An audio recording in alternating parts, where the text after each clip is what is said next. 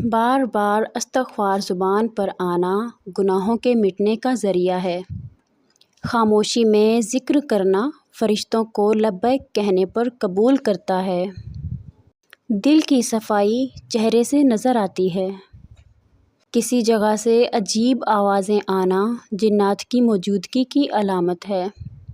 خواب میں روشنی دیکھنا اللہ کی طرف سے خوشخبری ہے۔ بیمار ہو کر جلدی ٹھیک ہو جانا اللہ کی رحمت ہے۔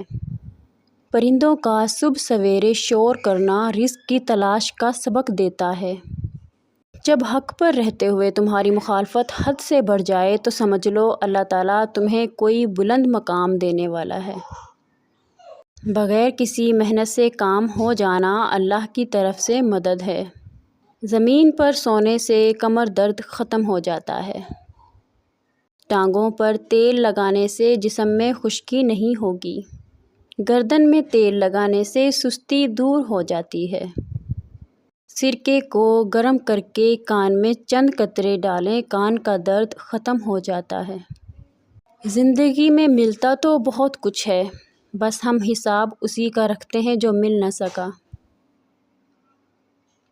جب درد حد سے بڑھ جاتا ہے تو انسان روتا نہیں، خاموش ہو جاتا ہے۔ جو دل کے سچے ہوتے ہیں وہ اکثر تنہا ہوتے ہیں۔ دل جس بات پر ضد کرتا ہے رب اسی بات پر آزماتا ہے۔ آج خود کو اتنا تنہا محسوس کیا جیسے لوگ دفنا کے چھوڑ گئے ہوں۔ جسم کی چوٹ تو وقت کے ساتھ ٹھیک ہو جاتی ہے مگر لفظوں اور رویوں کے زخم کبھی ٹھیک نہیں ہوتے۔ معافی اتنی ہی خوبصورتی سے مانگنی چاہیے جتنی بدصورتی سے اس کا دل دکھایا ہو۔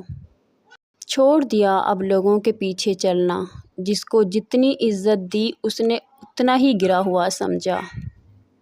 دل میں قرآن سننے کی خواہش پیدا ہونا ہدایت کی نشانی ہے۔ جسم سے زیادہ بدبو آنا یہ عموماً زیادہ پسینہ صفائی کی کمی کی علامت ہو سکتی ہے۔ شہد جسم کو طاقت دیتا ہے لیکن بے قدری اسے زہر بنا دیتی ہے۔ نیند میں اچانک جھٹکا لگنا یہ عام طور پر ذہنی تھکن یا اعصابی نظام کے آرام یا خلل کی علامت ہوتا ہے۔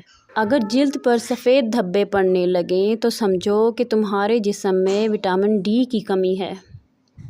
جوانی میں سر کے بال سفید ہونا اکثر ذہنی دباؤ، جنسیاتی اثرات، وٹامن کی کمی کی علامت سمجھا جاتا ہے۔